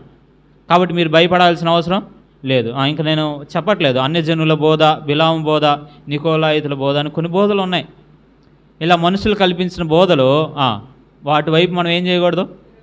కొట్టుకొని పోకూడదు. ఎందుకు ఈ మాట ఎంతసేపు చెప్పానంటే, చాలాసార్లు మనం ఏం చేస్తున్నామంటే వాక్యాన్ని చదవకపోవడం బట్టి వీటి వైపే తిరిగిపోతున్నాం. అలాంటి తిరగకూడదు. వాక్యాన్ని చదవండి, వాక్యాన్ని వింటూ ఉండండి, వాక్యాన్ని రాసుకొని భద్రపరచుకోండి. ఖచ్చితంగా ఒకరోజు ఇదేదో దుర్బోధని ముందే చెప్పారు కదా, ఏంటని తీసి చూస్తే దుర్బోధన ఎక్కడ రాయబడింది వచనాలు దొరుకుతాయి. ఇది నిజమే కదా, దేవుడు ముందే చెప్పాడు కదా ఇలాంటి వారు వస్తారని అని మనకు అర్థమైద్ది. కాబట్టి వాక్యాన్ని మీరు అందరూ ఏం చేయాలి? వినాలి, చదవాలి, జ్ఞాపకం ఉంచుకోవాలి, కంఠస్థం చేయాలి, వాటి నెమరు వేసుకుంటూ ఉండాలి, ఇతరులతో పంచుకుంటూ ఉండండి. ఖచ్చితంగా అవి ఉపయోగపడతాయి. ఇలాంటి బోధల్లోకి ఎవరైనా వెళ్తే వాళ్ళను కూడా ప్రేమతో ఏం చేయొచ్చు? వాస్తవమైన బోధలోనికి సంఘం అనే కుటుంబంలోనికి వారిని ఆహ్వానించవచ్చు. ఇది మన పని. అర్థమైందా? అర్థం కాలేదు మీకు? ఇంకొంతమంది ఈ మాట నేను చెప్పి ఆపేస్తాను చూడండి. చాలామందికి వాక్యం చదవండి అయ్యా అంటే ఏమంటారంటే ఇది చాలా కష్టంగా ఉందయ్యా అంటారు. చెప్పండి, ఎలా ఉంది? కష్టం. వాస్తవంగా కష్టంగా ఎందుకుంటే ఇది చెప్పమంటారా? ఇప్పుడు మా అమ్మాయికి 1 సంవత్సరం. మా అమ్మాయికి బిర్యానీ పెడతామా? ఎందుకు పెట్టాం? అరగదు కాబట్టి. మరి ఎవరికి బిర్యానీ పెడతాం? మనలో ఎవరికి పెట్టినా మనం ప్రశాంతంగా తింటాం. ఎందుకు చెప్పండి? మనకిష్టమే, కానీ మా అమ్మాయి శరీరానికి పడదు. ఇప్పుడు నేను చెబుతున్నానండి, వాక్యము కష్టము అని ఎందుకు అనిపిస్తుందో తెలుసా? మీరు యేసు ప్రభువుని నమ్మి 10 సంవత్సరాలు 20 సంవత్సరాలైనా ఇంకా మీరు పాలు త్రాగే వయసులోనే ఉన్నారు, కానీ బలమైన ఆహారం తినే విధానంలోకి రాల. వాక్యాన్ని అపేక్షించాలి, వాక్యాన్ని భుజించాలి అన్న ఆలోచనలోకి రాల. మీకు చెప్పమంటారా? పాలు మానిపించిన తర్వాత ఏం చేస్తారు? చిన్నగా మెత్తగా అన్నం పెడతారు. ఆ తర్వాత కొద్దిగా పెంచుకుంటూ డోసు పెంచుకుంటూ వెళ్తామా లేదా? మరి మీరు వాక్యం కోసం ఏం ప్రయత్నం చేశారు అసలు? వాక్యాన్ని నేర్చుకోవడానికి, వాక్యాన్ని మీ హృదయంలో భద్రపరచుకోవడానికి, వాక్యాన్ని పంచుకోవడానికి మీరేం ప్రయత్నం చేయకపోతే మీరు కూడా ఎలా ఉంటారు చెప్పండి? హెబ్రీ పత్రిక 5:13-14 వచనాలు అదే మాట్లాడబడింది. పాలు త్రాగు ప్రతివాడు శిశువే గనుక నీతి వాక్య విషయంలో అనుభవం లేనివాడై ఉన్నాడు. వయసు వచ్చిన వారు అభ్యాసము చేత మేలు కీడులను వివేచించుటకు సాధకం చేయబడిన జ్ఞానేంద్రియములు కలిగి ఉన్నారు గనుక బలమైన ఆహారము, ఇప్పుడు చెప్పండి, బలమైన ఆహారము తినాలి అనే ఆశ ఉంటే, ప్రభువులో ఎదగాలి అనే ఆశ ఉంటే ఖచ్చితంగా ఆ వాక్యం మీకు కష్టం అనిపించదు. చక్కగా ఏమైద్ది? మీ శరీరానికి పడుతుంది, మీ ఆధ్యాత్మిక జీవితానికి అది అన్వయించబడుతుంది, మీరు ఇంకా వృద్ధి చెందుతారు. కాబట్టి ఈ మాట గుర్తుపెట్టుకోండి. ఈ మాట అర్థం కాకపోతేనే చాలామంది ఏమనుకుంటున్నారంటే ఇదొక మాట కూడా, వాక్యము అనేకులను విభజిస్తుందయ్యా, ఇన్ని సంఘాలుగా చేసిందంటారు. వాక్యం చేయలా. మరలా చెప్తున్నా, వాక్యము విభజించదు. ఎవరు విభజించుకుంటున్నారు? మనుషులే విభజించుకుంటున్నారు. ఎందుకు ఈ మాట చెప్తున్నానంటే, మనుషులు తమకు వచ్చిన వాళ్ళకి అర్థమైన విధానంలో కల్పితం చేసుకొని బోధన ఏం చేశారు? వక్రీకరించారు. దాన్ని బట్టి ఏమయ్యారు? విభజించబడ్డారు. అందుకే ఇక్కడ ఒక వచనం రాశారు చూడండి, రోమాపత్రిక 16:17 వచనం. సహోదరులారా, అందరు చదవండి. మీరు నేర్చుకొనిన బోధకు వ్యతిరేకముగా భేదములను ఆటంకములను కలుగజేయు వారిని అన్నాడు. ఇప్పుడు చెప్పండి, భేదాల ఆటంకాలు కలుగజేసేది ఎవరు? మనుషులు, బోధ కాదు. దేవుని వాక్యం ఒకటే చెప్తుంది, దేవుని వాక్యంలో మార్పు లేదు. భేదాలు కలిగేది మనుషులను బట్టి. తర్వాత కనిపెట్టి యుండుడి అని మిమ్మల్ని బతిమాలు కొనుచున్నాను, వారిలో నుండి తొలగిపోవడు. కాబట్టి మనం చేస్తుంది ఏంటంటే, వాక్యం విభజించదు, కానీ వాక్యం ఏం చేస్తుందంటే సరైన బోధలోనికి మనల్ని నడిపిస్తుంది. సరే, ఇక్కడ కూడా నేను కొద్దిగా త్వరగా మనం వెళ్దాము. ఇప్పుడు వరకు ఏం చెప్పాం? సంఘానికి పునాది ఏంటి? ఇప్పుడు చెప్పండి మీరు. యేసుక్రీస్తు. ఇంకా స్పష్టంగా చెప్పాలంటే దేవుని వాక్యమే. చెప్పండి, ఏంటి? దేవుని వాక్యం లేకుండా మనం కట్టుకోవడం అనేది సాధ్యం కాదు. నైతికమైన విధానాలు దేవుని వాక్యం ఎంత చెప్పిన స్పష్టంగా ఇంకెవరు చెప్పలా. అర్థమవుతుందా? అపవిత్రతను ఇలా చేయకూడదు, అపవిత్రమైన కార్యాల్లో ఉండకూడదు, వచ్చే నష్టం ఏంటో దేవుని వాక్యం చెప్పినట్లు చెప్పలా. ఇప్పుడు చెప్పండి, సంసోను గురించి దేవుడు రాయించకపోతే బయట వాళ్ళు ఇలా అనేవాళ్ళు కాదు, ఏంది ఇలాంటి వాళ్ళ గురించి కూడా రాయించారా అని. కానీ ఎందుకు రాయించాడు? పాపం చేస్తే వచ్చే శిక్ష ఏంటో చెప్పడానికి. తప్పు చేశాడు, ఏం బీగేశారు చెప్పండి? కళ్ళు బీగేశారు. అర్థమవుతుందా? ఇప్పుడు నేనేమంటానంటే, ఒక్కొక్క పాపానికి ఎలాంటి శిక్షలు వస్తాయో, పర్యావసానాలు వస్తాయో వాక్యంలో ముందుగానే దేవుడు రాయించి ఉంచాడు. కాబట్టి మనం వాక్యం చదువుతున్నప్పుడు ఆ దేవుని ఆత్మలో ఉన్నాడు, మనం రక్షించబడ్డాం. ఈ పవిత్రమైన విధానంలో, ఆ జీవన విధానంలో మనం కొనసాగుతూ మన కుటుంబాలను అలా పెంచుకోవడానికి ఉపయోగపడేది ఏంటి చెప్పండి? ఇప్పుడు దేవుని వాక్యమే. 4వ మాట ఏంటంటే, సంఘము ఇప్పుడు అభివృద్ధి చెందాలంటే ఎలా చెప్పండి? నేను ప్రశ్న చెప్పండి నాతో కలిసి. మనం అందరూ వృద్ధి చెందాలి ఎలా అంటే, తర్వాత 21-22 వచనాలు చదవండి. 21-22 వచనాలు. ప్రతి కట్టడమును ఆయనలో చక్కగా అమర్చబడి. ఇక్కడ ఆపండి, ఇక్కడ ఆగండి. ఒకటి ఏం చేయాలి? చక్కగా అమర్చబడాలి. ఇప్పుడు చెప్తున్నానండి, ఏ కట్టడం కట్టినా ఒక ఇటుక రాయికి ఇంకొక ఇటుక రాయికి మధ్య అతుకు లేకపోతే ఏమైంది? ఇప్పుడు మీరు సిమెంట్ ఏమి లేకుండా కట్టుకుంటూ వెళ్ళిపోండి, బిల్డింగ్ అంతా ప్రయోజనం లేదు. ఏదో ఒక రోజు ఏమైంది? పడిపోతుంది. ఇప్పుడు నేనేమంటానంటే, విశ్వాసులమైన మనం అందరం వచ్చాము, అందరము చక్కగా ఏమవ్వాలి? అమర్చబడాలి. మరలా చెప్తున్నా, మన ఆలోచనలు వేరు, అర్థమవుతుందా? మనం ఇంటి దగ్గర నుండి వచ్చేటప్పుడు మన సమస్యలు వేరు, మన జీవన విధానాలు ఒక్కొక్క కుటుంబంలో ఒక్కొక్కలాగా ఉంటాయి. కానీ సంఘానికి చేరి వస్తున్న మనమందరం ఏంటంటే ఒక్క కుటుంబం కాబట్టి దీంట్లో ఏమవసరం అంటే ఐక్యత అవసరం. చెప్పండి, ఏమవసరం? ఐక్యత. మనలో ఐక్యత ఎంత ఎక్కువగా పెరుగుతుందో అంత ఎక్కువగా సంఘం ఏమైద్ది? వృద్ధి చెందుతుంది. అర్థమవుతుందా? ఒకరినొకరు ఆనుకొని కట్టబడడం అనేది మనం నేర్చుకోవాలి. అర్థమవుతుందా? ఒకరి మీద ఒకరు సాడీలో ఉన్నాయి అనుకోండి, చెప్పడం ఆపేయండి. ఎందుకో తెలుసు, వాక్యం ఇలా ఉంది, ప్రేమ అనేక దోషములను కప్పుతుంది. ఒకవేళ ఇంకొక వ్యక్తి గురించి నీకు తెలిసింది అనుకోండి, తప్పిదాం, ఏం చేయాలి? ఆ వ్యక్తి కోసం ప్రార్థన చేయండి. ప్రభువా, నా సహోదరుని నా సహోదరిని ఆ బలహీనత నుండి బయటకు తీసుకురా. నీ ప్రార్థన ప్రభు అంగీకరిస్తాడా? అంగీకరించడా? ఎక్కడ ఇద్దరు ముగ్గురు నా నామమును ఏకీభవించి ప్రార్థన చేస్తారో వారి మధ్యలో నేను ఉంటానన్నప్పుడు అక్కడ పై భాగంలో ఉన్న సందర్భం ఏంటో తెలుసా? ఒక వ్యక్తి, తప్పిపోయిన వ్యక్తి కోసం వాళ్ళు ప్రార్థన చేస్తున్నారు. ఇప్పుడు నేను అడుగుతున్నాను, వెనక్కి వెళ్ళిపోతున్నారు, విశ్వాసంలో ఎదగట్లేదు అనుకున్న వారి కొరకు ఎంతమంది కూర్చొని ప్రార్థన చేస్తున్నారు? వృద్ధి చెందాలంటే ఇప్పుడు చెప్పండి, ఇక్కడ కాంపిటీషన్ లేదు. నేను మా పిల్లలందరికీ చెప్పే మాట ఒకటే, దేవుని సంఘంలో ఏమి లేదు, కాంపిటీషన్ లేదు. కాంపిటీషన్ అంటే ఏంది? వాడికంటే నేను ఎక్కువ అనుకోవడానికి ఏమీ లేదు. అందరం కలిసి పని చేస్తేనే పని జరుగుతుంది, సంఘం అనేది వృద్ధి చెందుతుంది. కాబట్టి ఇప్పుడు నేనేమంటానంటే, మనం అందరం కలిసి ఏం చేయాలి? పని చేయాలి. దాన్ని ఏమన్నా అంటే ఆత్మ కలిగించే ఐక్యతను కాపాడుకోవాలి. ఏ విషయాలు ఐక్యతను పోగొడుతున్నాయో వాటి విషయాలు మాట్లాడకుండా మౌనంగా ఉంటే చాలు, దేవుడే చూసుకుంటాడు. ఒకవేళ ఎవరైనా మనకు తెలియకుండా దురుద్దేశంతో లోపలికి ప్రవేశించినా వారిని కనిపెట్టి సంఘము దగ్గరకు వచ్చినప్పుడు, సంఘం దేవునిది కాబట్టి దాన్ని పాడు చేస్తే దేవుడు ఊరుకోడు కాబట్టి మనం ఇబ్బంది పడాల్సిన అవసరం లేదు. మనం మౌనంగా ఉంటే ఎవరు సహాయం చేస్తారు? ప్రభు సహాయం చేస్తారు. కాబట్టి మనం ఐక్యతను కాపాడాలి. రెండో మాట ఏంటంటే, అభివృద్ధి చెందాలంటే రెండో మాట అక్కడ ఏమని రాయబడింది? ఆత్మ మూలముగా అని రాయబడింది. చెప్పండి, ఎలా? ఆత్మ మూలంగా. దేవుని ఆత్మ మూలంగానే మనం ఏం కాపాడగలుగుతాం?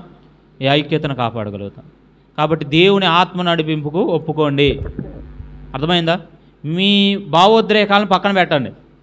ఏమైనా సమస్య వచ్చినాక పక్కన వాళ్ళతో సమస్య వచ్చినా, ఇంటి దగ్గర వాళ్ళతో సమస్య వచ్చినా ఏం పక్కన పెట్టాలి? మీ కోపాన్ని పక్కన పెట్టండి, మీ భావోద్రేకాలను పక్కన పెట్టండి. మీరు ఈజీగా ఒక చిన్న మాట అనగానే కోపం వచ్చింది అనుకోండి, ఆగండి, ప్రభువా నీవైతే నాకేం చెప్తావు అని అడగండి. దేవుని ఆత్మ మూలంగా మనము పనిచేస్తున్నప్పుడు అది సంఘములో అయినా కుటుంబంలో అయినా ప్రయోజనం ఉంటుంది. అర్థమైందా? అర్థం కాలేదా? ఈ మాట నేను ఇలా చెప్పాలనుకుంటున్నాను. ఇప్పుడు ఒక ప్రశ్న అడుగుతాను, చెప్పండి, మీలో ఎంతమందిలో దేవుని ఆత్మ ఉన్నాడు? నాలో దేవుని ఆత్మ ఉన్నాడు. ఎందుకు ఈ ప్రశ్న అడిగాని చెప్పమంటారా? యేసు ప్రభు నమ్మిన వాళ్ళు అందరిలో చెప్పండి దేవుని ఆత్మ ఉన్నాడు. దీంట్లో సందేహించేదేమీ లేదు. మనందరిలో ఎవరున్నారు? పరిశుద్ధాత్మ, దేవుని ఆత్మ మనందరిలో ఉన్నాడు. ప్రతిరోజు మనం వాక్యం దగ్గరకు వస్తున్నప్పుడు, దాన్ని వింటున్నప్పుడు, దాన్ని చదువుతున్నప్పుడు ఆయన మనకు నేర్పిస్తాడు. రెండోది ఏం చేస్తాడు చెప్పండి? నేర్పిస్తాడు. ఇప్పుడు మనలో ఉన్నాడు, 3 మాటలు చెప్తాను, చెప్పండి నాతో కలిపి. పరిశుద్ధాత్మ నాలో ఉన్నాడు, చెప్పండి. ఇప్పుడు ప్రతిరోజు నాకు నేర్పిస్తాడు. మీరు ఖచ్చితంగా నేర్చుకుంటే దాన్ని 3వ మాట ఏమంటారు? ఆయన నడిపిస్తాడు. చెప్పండి, ఏం చేస్తాడు? నడిపిస్తాడు. దీన్ని ఆత్మ నడిపింపు అంటాం. చెప్పండి, ఏమంటాం? ఆత్మ నడిపింపు. ఇప్పుడు మీకు ఒక మాట చెప్పనా, చాలామందికి ఆత్మ నడిపింపు కావాలని కూడా ప్రార్థన చేస్తారు. కానీ పరిశుద్ధాత్మ దగ్గర అంటే కూర్చొని ప్రభు దగ్గర మనం ఏమి నేర్చుకోకుండా ఏం రాదు? నడిపింపు రాదు. మరలా చెప్తున్నాను వినండి, దేవుని ఆత్మ మీకు కొన్ని సంగతులు నేర్పించడానికి ఇష్టపడతాడు. మీరు విన్న వాక్యంలో నుండి అయినా, మీరు చదువుతున్న వాక్యంలో నుండి అయినా మీకు నేర్పించడానికి ఇష్టపడతాడు. అవి మీరు నేర్చుకునే కొద్దీ ఆయన మిమ్మల్ని ఏం చేస్తాడు? నడిపిస్తాడు. ఆత్మ ద్వారా మీరు ఎన్ని సంగతులు నేర్చుకుంటున్నారో అన్ని విషయాలు ఆయన మిమ్మల్ని ఏం చేస్తాడు? నడిపిస్తాడు. ఇప్పుడు నేనేమంటానంటే నేర్చుకుందాం. మనందరిలో దేవుని ఆత్మ ఉన్నాడా లేడా? ఉన్నాడు. ఆయన మిమ్మల్ని నడిపిస్తాడు, సర్వ సత్యంలోనికి మిమ్మల్ని తీసుకొస్తాడు, మీకు ఆయన బోధిస్తాడు, మీకు నేర్పిస్తాడని యేసు ప్రభువే చెప్పాడు. మిమ్మల్ని అనాథలుగా విడవట్లేదు. నేను వెళ్తున్నాను, ఆదరణకర్తను మీకు ఇస్తున్నాను. ఆయన మిమ్మల్ని అనాథలుగా విడవడు. ఏం చేస్తాడు? ఆయన మీకు సమస్తము మీకు బోధిస్తాడు అన్నాడు. ఇప్పుడు ఆ బోధన మనం నేర్చుకుంటే ఏమేం చెప్తున్నాడో వాటిని మన వాక్యం ద్వారా తెలుసుకుంటున్నప్పుడు ప్రభు ఏం చేస్తాడు చెప్పండి? ఆత్మచేత నడిపిస్తాడు. ఇప్పుడు చెప్పండి, ఆత్మచేత నింపబడము, ఆత్మచేత నడిపించబడడం అనే అనుభవాల్లోనికి మనం రావాలి. అర్థమైందా? అయ్యా నడిపించయ్యా, ఆత్మచేత నడిపించయ్యా, నడిపించయ్యా అంటే నడిపింపు రాదు. ఏం చేయాలి? ఏం చేయాలి చెప్పండి? ఆయన దగ్గర నేర్చుకోవాలి. ఆయన ఏం చెప్తున్నాడో వినాలి. అర్థమవుతుందా? కొన్నిసార్లు పరిస్థితుల ద్వారా నేర్పిస్తాడు, కొన్నిసార్లు వాక్యం చదివినప్పుడు నేర్పిస్తున్నప్పుడు మనకు అర్థమైద్ది. ఈ విధానాలు ముందుకు వెళ్ళకో, సమస్య ఉంది అని ఆయన మాట్లాడతాడు వాక్యం ద్వారా. వెళ్ళొద్దు, వెళ్తే మీకు కూడా అర్థమైద్ది. నష్టం జరిగిన తర్వాత ఏంటి? ముందే ప్రభు ఏం చేశాడు? హెచ్చరించాడు. కాబట్టి అప్పుడైనా మనం హెచ్చరిక తీసుకొని ఇంకా ఇక ముందు అలా వెళ్లకుండా ఉండడానికి ప్రయత్నం చేయాలి.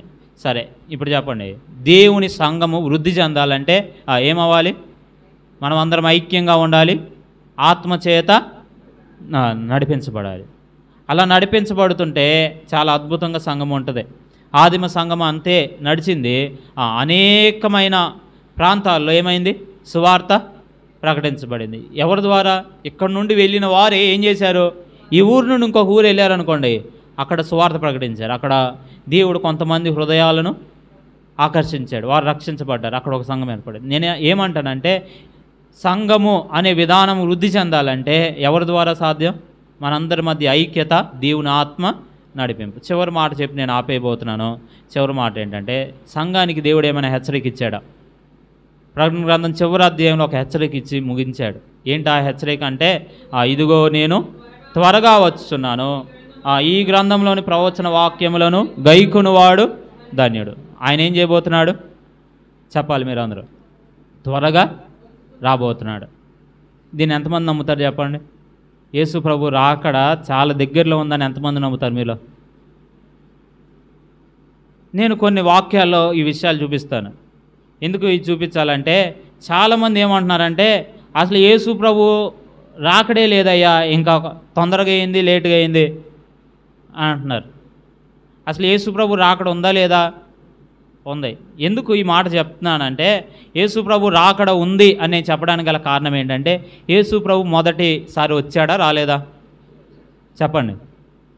ఆయన రాకముందే ఆయన 2 సార్లు రాబోతున్నాడని వాక్యంలో ముందే చెప్పేశాడు. ఇప్పుడు చెప్పండి, మొదటిసారి ఎక్కడ పుడతానని చెప్పాడు? బెత్లెహేంలో పుడతాను అని చెప్పాడు. కన్యక గర్భమున వస్తానని చెప్పాడు. ఇంకా చెప్పండి, ఇంకేం లేవా? యూదుల రాజుగా వస్తానని చెప్పాడు. తర్వాత ఆయన ఐగుప్తుకు వెళ్తాడు, అక్కడ నుండి మరలా పిలువబడతాడు. ఈ విషయాలన్నీ రాశాడా రాయలేదా? ఎక్కడ రాశారు? యేసు ప్రభు పుట్టిన తర్వాత పుట్టకముందా?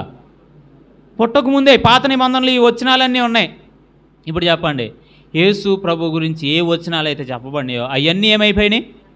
ఇప్పుడు చెప్పండి, యేసు ప్రభు శిలువలో మరణిస్తాడని ముందే చెప్పాడా లేదా? చెప్పాడు. ఆయన యెషయా గ్రంథం 53వ అధ్యాయం అంతా ఎవరి గురించి? ఆదివారం చదివేది ఏంటి? యెషయా గ్రంథం 53. కీర్తనల గ్రంథం 22వ అధ్యాయం అంతా ఎవరి గురించి? యేసు ప్రభు గురించి. ఇవన్నీ నెరవేరినాయా నెరవేరలేదా? ఆయన 2 రాకడల గురించి చెప్పాడు. మొదటి రాకడ ఆయన ఏవైతే చెప్పాడో మొదటి రాకడ గురించి ఉన్న ప్రతి ప్రవచనము నెరవేరింది. కాబట్టి ఇప్పుడు 2వ రాకడ గురించిన ప్రవచనాలు కూడా ఏమైతే ఖచ్చితంగా చెప్పండి నెరవేరుతాయి. ఇప్పుడు యెషయా గ్రంథం 61వ అధ్యాయం 2వ వచనంలో ఈ మాట ఉంది. అందరు చదవండి. కింద 61వ అధ్యాయం 2వ వచనం క్రింద రెడ్ లెటర్స్ ఇలా చదవండి అందరూ. యెహోవా హితవత్సరమును మన దేవుని ప్రతిదండన దినమును ప్రకటించుటకును దుఃఖాక్రాంతులందరినీ ఓదార్చుటకును అన్నాడు. ఇక్కడ 2 మాటలు ఉన్నాయి. ఒకటి హితవత్సరం, అందరు చెప్పండి నాతో కలిపి, హితవత్సరం. రెండోది ప్రతిదండన దినము. ఒకటేంటి? హితవత్సరం అంటే స్వాతంత్రం ఇచ్చే సంవత్సరం. రెండోది ఏంటి? ప్రతిదండన దినం. యేసు ప్రభు మొదటి రాకడలో ఆయన ఏం ప్రకటించాడంటే హితవత్సరము. యేసు ప్రభు 2వ రాకడలో ఆయన ఏం చూపించబోతున్నాడంటే ప్రతిదండన దినం. ఇప్పుడు యేసు ప్రభు మొదటి రాకల్లో వచ్చాడు కదా, వచ్చినప్పుడు ఇదే గ్రంథాన్ని పట్టుకున్నాడు. లూకాసు వార్త 4వ అధ్యాయం తీసుకొని యేసు ప్రభు చదువుతూ ఇప్పుడు ఆ వచనాన్ని చదివాడు. ఇప్పుడు చదవండి, లూకాసు వార్త 4వ అధ్యాయం 19వ వచనం చదువుదాం. ప్రభువు హితవత్సరమును ప్రకటించుటకును ఆయన నన్ను పంపి ఉన్నాడు అని రాయబడిన చోటు ఆయనకు దొరికాను. ఇప్పుడు చెప్పండి, ఏమని రాయబడింది?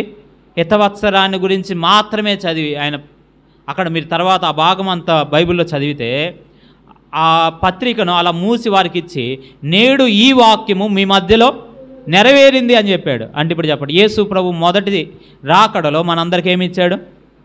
హితవత్సరం, విడుదల సంవత్సరం. ఇప్పుడు చెప్పండి, మనం అందరము పాపము నుండి ఏం చేయబడ్డాం? విడిపించబడ్డాం. దాని గురించిన ప్రవచనం నెరవేర్పు చెప్పాడు.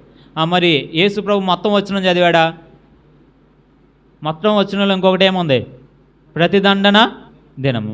అది ఎప్పుడు రాబోతుందంటే ఆయన మరలా తిరిగి రాబోతున్నాడు. ఆయన వచ్చినప్పుడు వాక్యమే ఇంత స్పష్టంగా చెప్తుంటే మనం రాకడ లేదందామా? అందుకే ప్రభు ఏమన్నాడు? ఇదిగో నేను త్వరగా వచ్చుచున్నాను అన్నాడు. కాబట్టి మాట గుర్తుపెట్టుకోండి. చూడండి, ప్రభు వస్తే సంఘం ఎలా వెళ్తుంది? ఒక మాట చెప్తున్నాను చూడండి.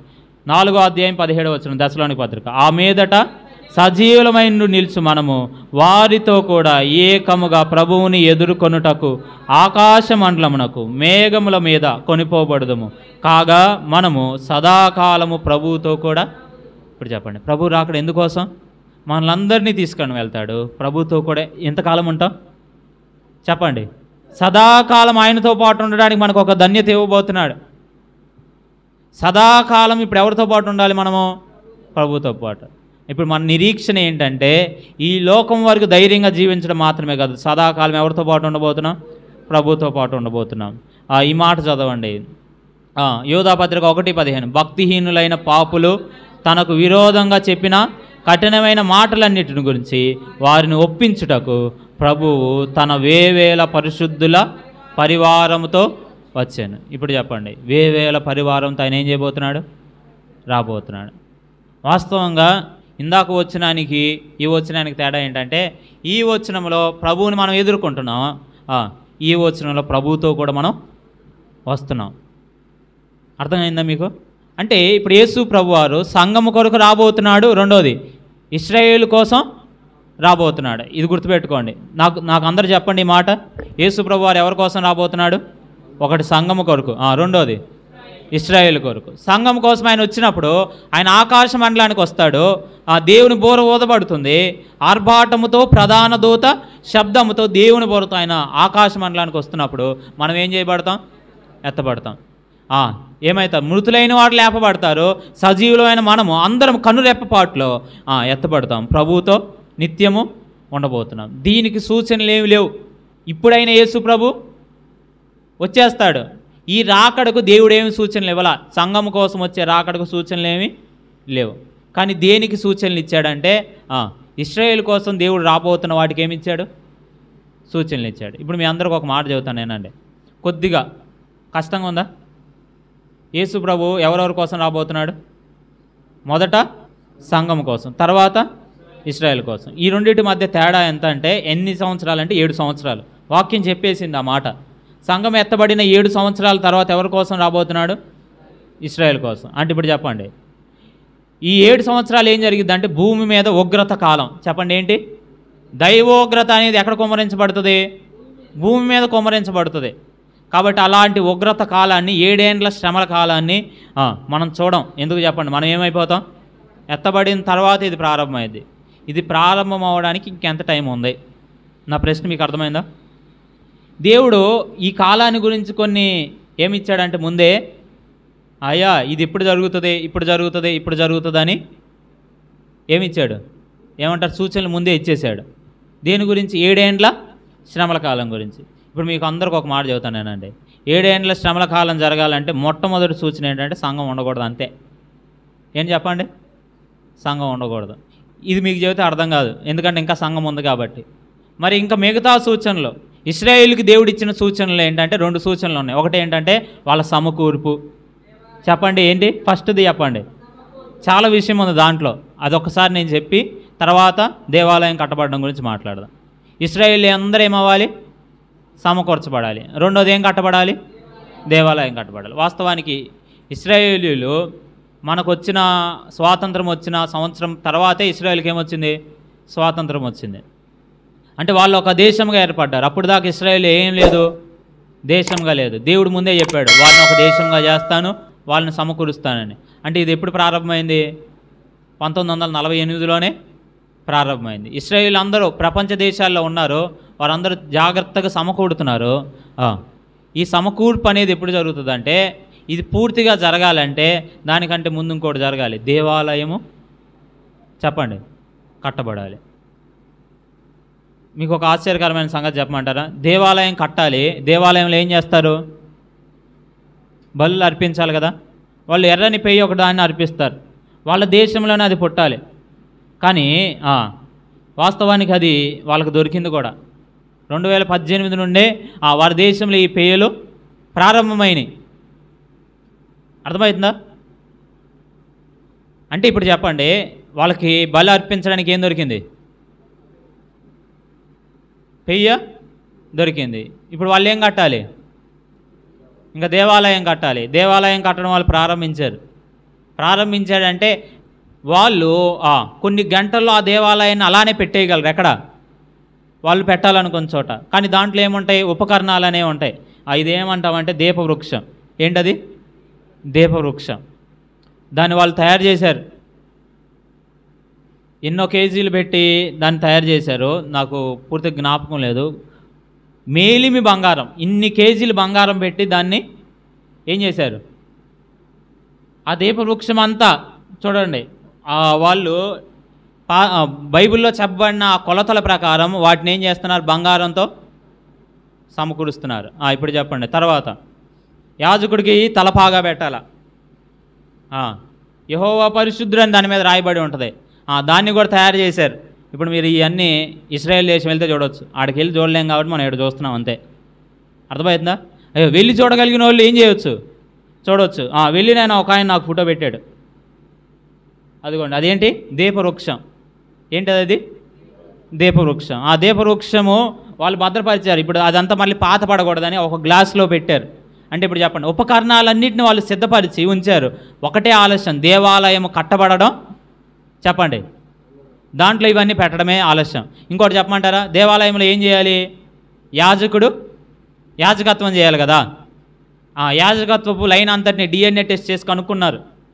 ఎవరు అహరోను సంతానంలో ఉండి వచ్చిన యాజకులు ఎవరు ఉన్నారో వాళ్ళ దగ్గర లిస్ట్ ఉంది.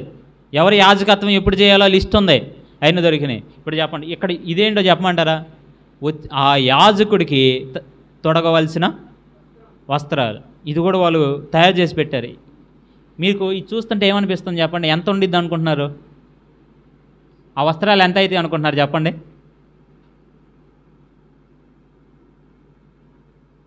ఒక 5 సంవత్సరాల క్రితం, 5 సంవత్సరాల క్రితం ఉన్న వాల్యూకి ఎంత అంటే 9 కోట్లు. మీకు ఆ వస్త్రాలు ఎలా కనపడుతున్నాయి? సామాన్యంగా కనపడుతున్నాయి. కానీ ఈ వస్త్రాలకి ఇక్కడ ఇవి ఉన్నాయి చూడండి, ఈ 12 ఏంటంటే వజ్రాలు.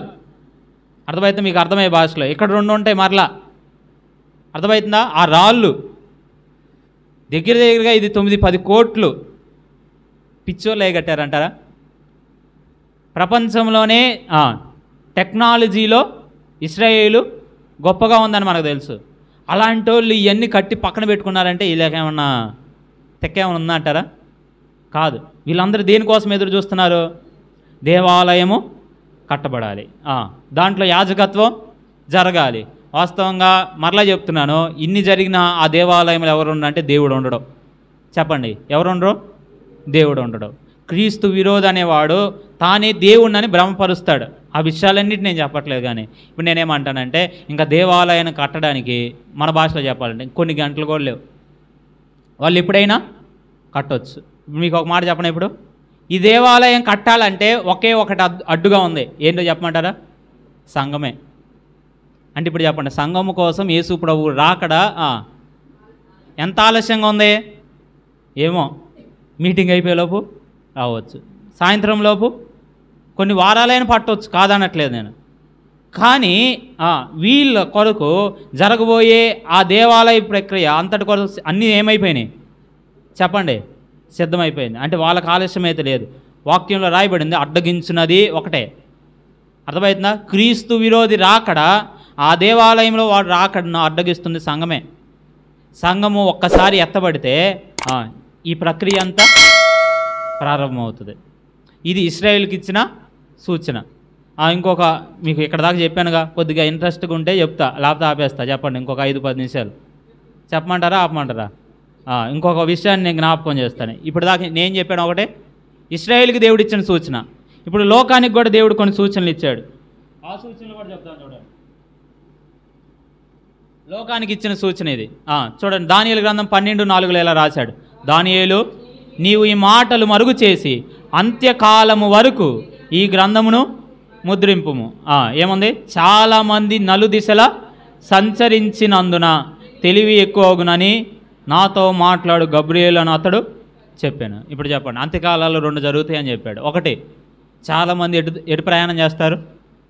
నలుదిశలు ప్రయాణం చేస్తారు. రెండోది, తెలివి అధికమవుతుంది. మొదటి మాట మాట్లాడదాం ముందు. ఏమి ఎక్కువైంది? ఏమి ఎక్కువ చేస్తారు?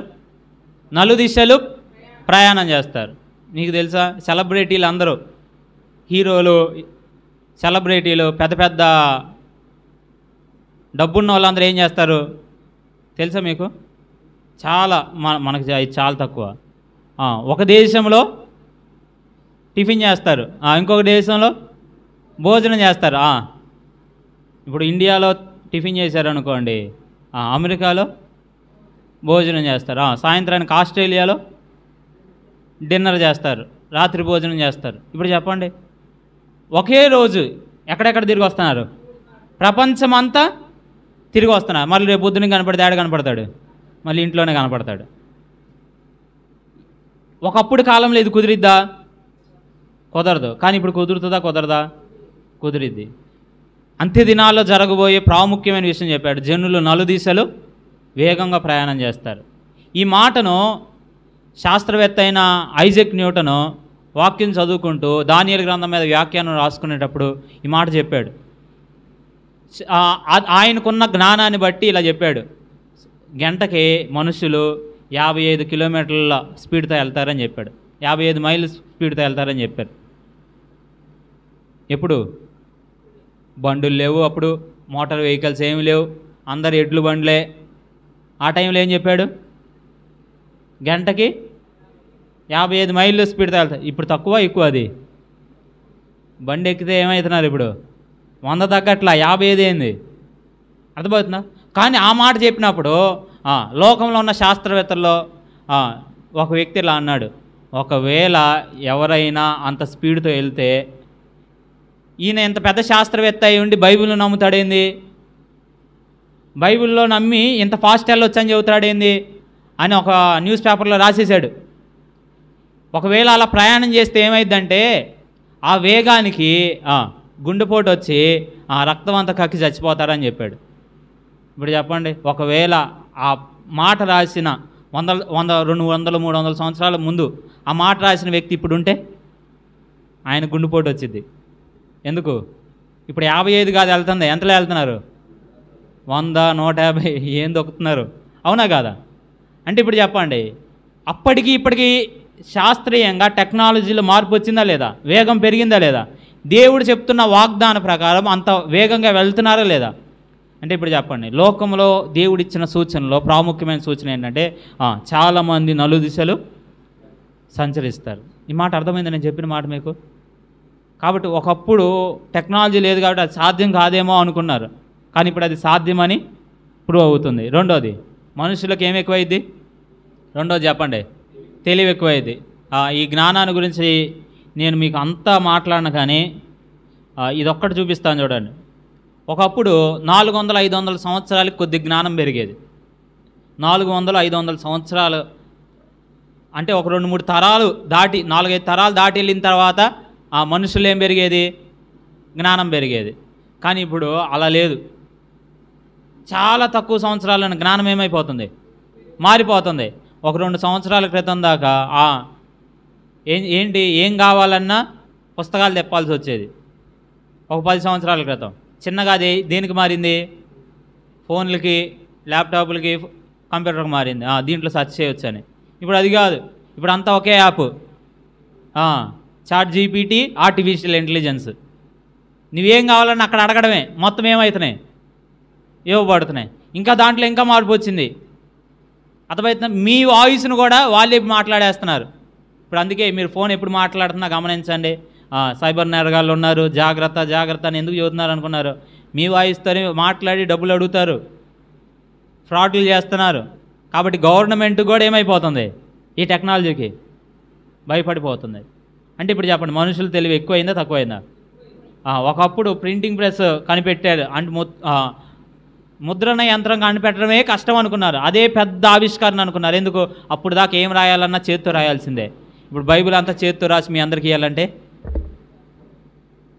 ఏమైంది? కానీ ముద్రణ యంత్రం కనిపెట్టింది బైబిల్ కొరకే, అది వేరే విషయం.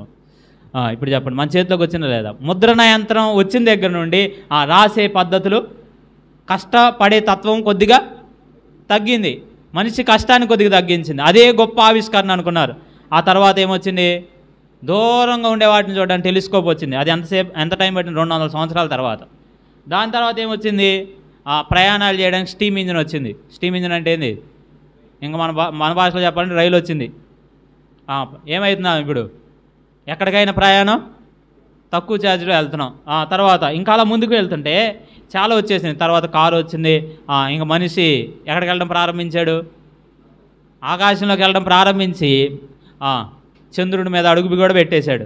ఇప్పుడు ఇవన్నీ జరగడానికి సమయం తగ్గుతుంది, జ్ఞానం పెరుగుతుంది. ఇప్పుడు ఏడదాకా వెళ్ళిపోయామంటే ఒక 3D చిప్ వచ్చేసింది. నీ జ్ఞానాన్ని ట్రాన్స్ఫర్ చేసే చిప్పులు కూడా వచ్చినాయి. లేదు, ఎక్కడుండి అమెరికాలో ఉన్నవాడిని చంపే టెక్నాలజీ వచ్చింది. నేనేం చేయక్కర్లా. ఇప్పుడు మీకు ఈ ఒక్క వీడియో చూపిస్తాను చూడండి. ఇదేం చేస్తుందో చూడండి. ఈయన ఒక విషయాన్ని చూపిస్తున్నాడు చూడండి. అది మీకు కనపడిన కూడా కనపడదు, ఆయన చేతిలో వచ్చినా కనపడిద్ది. ఇంత మాత్రం చాలా చిన్నదిగా ఉంటుంది. ఆ వ్యక్తి దాన్ని ఏం చేస్తున్నాడంటే చూపిస్తాడు చూడండి. ఇప్పుడు అది ఎంత ఉందంటే అతని అరచేతిలో కూడా చాలా తక్కువ. అదేం చేయగలదో మీకు చూపిస్తాను.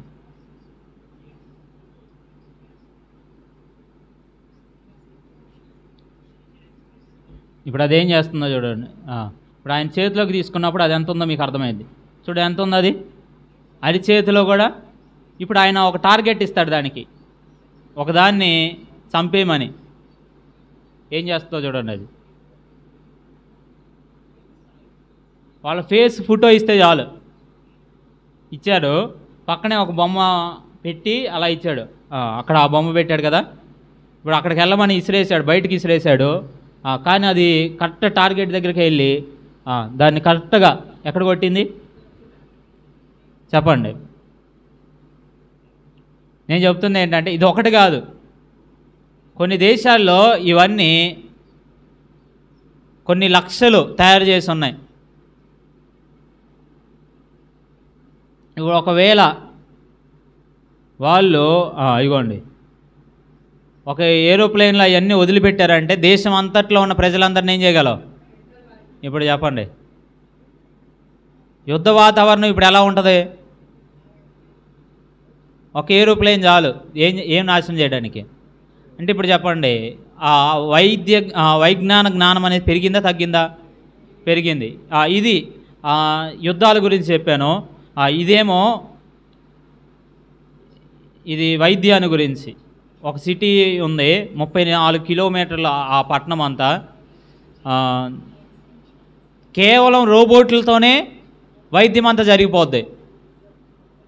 ఆర్థిక వ్యవస్థ అక్కడే నిర్ణయించబడబోతుంది, రాజకీయ వ్యవస్థ అక్కడే నిర్ణయించబడబోతుంది, వైద్య వ్యవస్థ కూడా అదొక గోడలా కనపడిద్ది అంతే. లోపల ఇలా ఉంటుంది, మనకి ఇలా చూస్తే కూడా అర్థం కాకపోవచ్చేమో అనుకుంటా నేను. ఆ బ్లాక్స్ అన్నీ అలా ఉంటాయి, ఒక్కొక్కటి ఒక్కొక్క దానికి సంబంధించింది. ఇప్పుడు ఆ పట్టణం వాస్తవంగా కడుతున్నారు కూడా, అంతే కడుతున్నారు చాలా వరకు. ఒక వైపు నుండి ఇంకో వైపు ప్రయాణం చేస్తానికి ఒక 20 నిమిషాలు మొత్తం తిరిగి రావచ్చు. ప్రపంచంలో ఉన్న ఎక్కడి నుండి అయినా చాలా త్వరగా అక్కడికి వెళ్ళొచ్చు. అలాంటి పట్టణాలన్నీ కట్టబడుతున్నాయి. వీటన్నిటిని బట్టి నేను ఒక మాట చెబుతున్నాను, చెప్పండి. చూడండి, ఇప్పుడు దాకా ఎత్తైనవి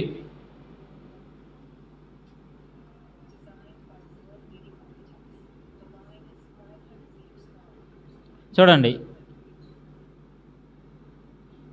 వాస్తవానికి అక్కడ మీకు కనపడుతున్నాయి కదా. ఇప్పుడు అవి మనకు తెలుసు, ప్రపంచంలో ఎత్తైన కట్టడాలు ఆ రెండు. దానికంటే ఎత్తైన కట్టడం ఇప్పుడు కట్టబడుతుంది. అంటే ఇదంతా మనిషి యొక్క జ్ఞానాన్ని చూపించడానికి. ఇప్పుడు నేనేమంటానంటే, శ్రమల కాలంలో 7 ఏళ్ళ శ్రమల కాలంలో ఏం జరగబోతుందంటే, ఒక ప్రాంతం నుండి ఒక బబులోను అనే విధానము, రాజకీయము, రెండోది మతపరమైన విధానం లెగవబోతుంది 7 ఏళ్ళ శ్రమల కాలంలో. కరెక్ట్గా ఇది ఆ బబులోను ప్రాంతంలోనే కట్టబడుతుంది. అంటే ఇప్పుడు చెప్పండి, ఇది కూడా పూర్తవుతుందంటే ఒక మాట చెప్పండి. ఇప్పుడు 7 ఏళ్ళ శ్రమల కాలం రాబోతుంది. కానీ 7 ఏళ్ళ శ్రమల కాలం రావడానికి ఎవరు అడ్డు చెప్పండి? సంఘము 7 ఏళ్ళ శ్రమల కాలంలో ఉండదు. కాబట్టి సంఘము ఎత్తబడితేనే 7 ఏళ్ళ శ్రమల కాలం ప్రారంభమవుతుంది. దేవాలయమే కాదు, ఈ విషయాలన్నీ మాత్రమే కాదు, మనం వీటన్నిటిని చూసినప్పుడు ఒకటి అర్థం చేసుకోవాలి, ప్రభువు రాకడ చాలా దగ్గరగా ఉంది. సంఘం ఎత్తబడబోతుంది. మనతో పాటు మన కుటుంబాలు ఇంక ప్రభువు నమ్మిన వాళ్ళు ఉంటే ఏం చేయాలి?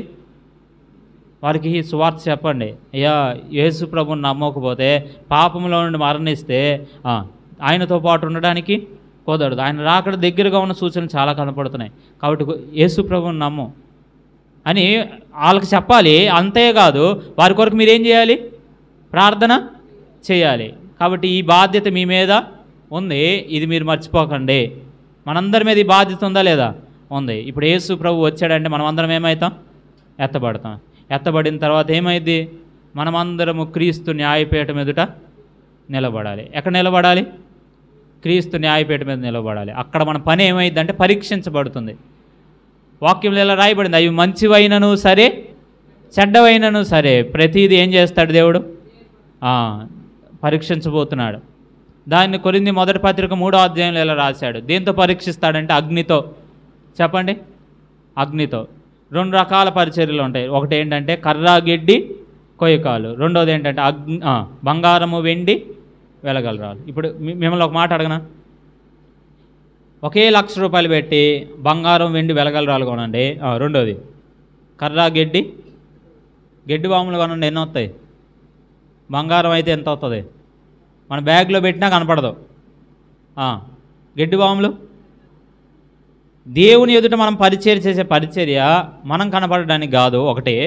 రెండోది ఏంటంటే కనబడే పరిచర్య కూడా కాదు, ఇదేదో మన పేరు సంపాదన కొరకు చేసేది కూడా కాదు. అలాంటిదైతే ఒకవేళ మన ఘనత కొరకు మనం చేస్తుంటే అది క్రీస్తు న్యాయపీఠం మీద ఏమవుదో? నిలబడదు. ఎందుకు? అగ్ని చేత పరీక్షించినప్పుడు ఏమైపోద్ది? కాలిపోద్ది. ఇది మనం చేస్తుంది దేని కొరకు అంటే, ప్రభు మనల్ని రక్షించాడు. మన బాధ్యతగా మన కుటుంబాలను కూడా ఏం చేస్తున్నాం? ప్రభువు దగ్గరికి నడిపించుకుంటున్నాం. నడిపించుకుంటే మనం చేస్తున్న ఈ పనికి దేవుడు ఖచ్చితంగా ఏమిస్తాడు? బహుమానం ఇస్తాడు, కిరీటం ఇస్తాడు. అక్కడ రాయబడిన కిరీటాలు చూడండి. ఎవరైతే తమను తాము కాపాడుకుంటారో, తమ విశ్వాసాన్ని కాపాడుకుంటారో వాళ్ళకు ఒక కిరీటం ఉంది. అర్థమవుతుందా? అక్కడ చాలా కిరీటాలు ఉన్నాయి, పైన చూడండి. ఇంకా కొంతమందికి ఎవరైతే తమ విశ్వాసాలు కాపాడుకుంటారో వారందరికీ కిరీటం ఉంది. శోధనలు వస్తాయా రావు? మనందరికీ మన శోధనలు మనం సహిస్తున్నప్పుడు మనకేముంది? కిరీటం ఉంది. యాకోబు పత్రికలో చెప్పాడు. ఇంకా కొంతమందిని మనం ప్రభువు దగ్గరికి నడిపిస్తే మనకేముంది? కిరీటం ఉంది. మన విశ్వాసాన్ని మనం కాపాడుకుంటే ఏముంది? కిరీటం ఉంది. మన హృదయంలో ఉన్న ఈ పోరాటాలన్నిటినీ జాగ్రత్తగా మనము సరిచేసుకుంటూ కాపాడుకుంటే మనకేముంది? కిరీటం ఉంది. వాస్తవంగా అక్కడ రాయబడిన కిరీటాలు మీకు కనపడట్లేదేమో. ఒకటేంటి? వాడబారని కిరీటం, మన హృదయాంతరంగాలను కాపాడుకుంటున్నాం. ఆ తర్వాత నీతి కిరీటం, విశ్వాసాన్ని కాపాడుకుంటాం. జీవ కిరీటం, శోధనను సహిస్తే. మహిమ కిరీటం, సంఘంలో ఉన్నవారిని మనము వాక్యములోకి నడిపించి వారిని పోషిస్తే ఏముంది చెప్పండి? మహిమ కిరీటం ఉంది. అతిశయ కిరీటం, దేవుని కొరకు ఆత్మలు సంపాదిస్తే మనకేముంది? అంటే ఇప్పుడు దేవుని ఎదుట మనకేమున్నాయి చెప్పండి? కిరీటాలు ఉన్నాయి. ఒకవేళ మనము అలా ముందుకు కొనసాగకపోతే ఇలానే సోమరితనంలో కుటుంబాన్ని పట్టించుకోకుండా మన చుట్టుప్రక్కల ఉన్న వారిని పట్టించుకోకుండా సరైన విధానం లేకుండా నడిస్తే ఆ క్రీస్తు న్యాయపీఠ మనం అందరం ఏమవ్వాలి? సిగ్గుపడాల్సిన అవసరం వస్తుంది. అలా ఉండకూడదు. మనం అందరము ఎవరి కొరకు సిద్ధపడదాం?